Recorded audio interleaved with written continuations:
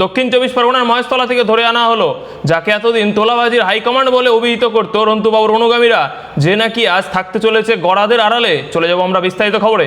এই মুহূর্তে রায়গঞ্জের সবচাইতে বড় খবরের দিকে দৃষ্টি ফেরাতেই হচ্ছে। উত্তর দিনাজপুর তৃণমূল ছাত্র পরিষদ জেলা সভাপতি রন্তু দাস রায়গঞ্জ পুলিশের হাতে গ্রেপ্তার হলো। তাকে শুক্রবার রাতেই দক্ষিণ 24 পরগনার মহেশতলা থানা এলাকা থেকে ধরে আনে রায়গঞ্জ থানার পুলিশ। শনিবার তাকে রায়গঞ্জ জেলা আদালতে তোলা হয়। তিনি প্রথমে রায়গঞ্জের প্রাক্তন বিধায়ক কৃষ্ণ কল্যাণীর অনুগামী ছিলেন। পরবর্তীতে ইসলামপুরের বর্তমান তৃণমূল কংগ্রেস বিধায়ক তথা জেলা তৃণমূল কংগ্রেস সভাপতির কানাইলাল আগরওয়াল অনুগামী হয়ে পড়েন বলে খবর। প্রসঙ্গত, রন্তু দাস উত্তর দিনাজপুরের তৃণমূল কংগ্রেস ছাত্র পরিষদের জেলা সভাপতি পদে তিনি ছিলেন। এদিন রায়গঞ্জ থানা চত্বরে দাঁড়িয়ে ধৃত অভিযুক্ত রন্তু দাস কি জানিয়েছেন শুনুন।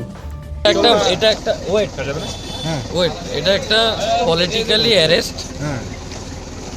একটা আজকের ডেটে আজকে এরকম একটা বিষয় রয়েছে যে আমরা দীর্ঘদিন ধরে একটা দলের সঙ্গে যুক্ত ছিলাম। আজকে অন্য একটা দল ক্ষমতায় এসছে, তারাও অনেক পরিশ্রম করেছে, অনেক ত্যাগ করেছে, তারা ক্ষমতায় এসছে। তো স্বাভাবিক তাদের একটা রাগ অভিমান থেকেই যায় কোনো না কোনো জায়গায়। এটা পুরোপুরি একটা পলিটিক্যালি অ্যারেস্ট। এটা নতুন কিছু না, এটা সারা বাংলা জুড়ে হচ্ছে। তো এটা আপনারাও জানেন। ব্যাস এতটুকু।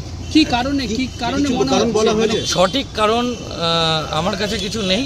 আর আপাতত এটুকু বলতে পারি যে কোনো নন ভেলেবল সেকশনের কেসও আমার কাছে নেই। আপনাকে কোত্থেকে অ্যারেস্ট করেছে? রায়গঞ্জ থেকে। তার বিরুদ্ধে তোলাবাজি ও হুমকির অভিযোগ রয়েছে। বেআইনিভাবে বিপুল অঙ্কের অর্থ সংগ্রহ করেছে বলে পুলিশ জেনেছে। শেষমেশ বিচারপতি কি রায় দেন তার দিকে নজর রয়েছে আমাদের।